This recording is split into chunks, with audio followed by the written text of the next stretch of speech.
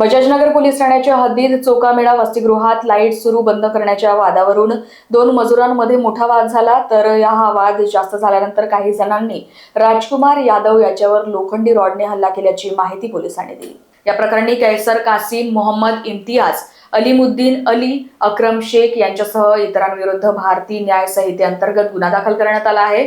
तर सर्व आरोपी मजूर असून त्यांच्यावर प्रतिबंधात्मक कारवाई करण्यात आली असून पुढील तपास बजाजनगर पोलीस करत आहेत। बजाजनगर पोलीस स्टेशनमध्ये गुन्हा क्रमांक 326/26 कलम 118(1), 115(2), 3-5 BNS प्रमाणे गुन्हा दाखल आहे। याच्यात फिर्यादी जे आहे राजकुमार यादव आहे, राहणारे गोरखपूरचे आहे। सध्या हे चोकामेळा वस्तीला लेबर म्हणून काम करतात आणि आरोपी जे आहे ते पण तिथंच लेबर म्हणून काम करतात।